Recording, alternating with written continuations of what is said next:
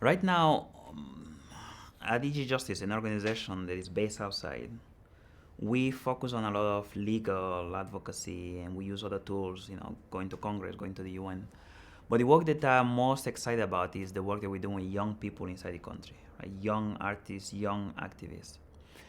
And this is a group, young people inside the country, that over the last few years have reclaimed the space that many of us thought did not exist inside the country. There are hip hop artists right now inside the country that are using lyrics that I did not think a few years ago could be said inside the country. Yes, some of them have been arrested, but eventually they're released. They're not seen as a threat. They're not seen as a real political threat. There are youth groups right now using theater in exciting ways, street theater. There are young people on Facebook, increasingly more, between folks inside the country, young people inside the country, and young people outside. There is the comic artist and blogger that I mentioned, Ramon Ze. And really, I see in these young people the hope for change in Equatorial Guinea. Our role as an organization that's based outside is seeing how we can come up with both the resources and the network opportunities to support what these young people are doing inside and to put them, link them with people, young people doing similar things in other similarly restrictive places. I have a friend from Bahrain who runs a human rights organization working with young artists doing some of the type of things that could help change the platform in EG in a very short time. So part of my work is linking them together.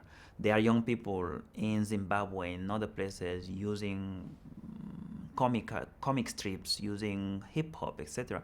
So part of what we're trying to do is link these different networks together so that we can learn from their experiences. So that's a definite place, young people, where I see an important future. Another group that has a lot of potential is women. I think women are also part of a group. They have a space that up until now remains very closed to men in Equatorial Guinea. Over the last 3 years, on March 8th, women in Equatorial Guinea have been able to hold a march, peaceful march, but they have been able to hold a march. In Equatorial Guinea, supposedly, is against the law to march. You cannot march in Equatorial Guinea. You cannot have a protest of any sort. But women have been able to do a peaceful march on March 8th for the last 3 years. I have talked to women working in Equatorial Guinea, working on issues of domestic violence, working on issues of criminalizing domestic violence. I've talked to women working with young girls who are not going to school because their families do not have the resources or because the family do not want to educate them based on gender discrimination issues that we're still facing in the country. And these are women, they are willing to use this little space that they have right now to start talking and discussing some of these basic rights issues that the country is facing as a whole. So that's a platform, yet again, women, in which with some resources, some changes could be brought about inside EG, inside Equatorial Guinea, in a short amount of time, fairly short amount of time. Because for me, that's what freedom is all about, right? Becoming a full-fledged citizen.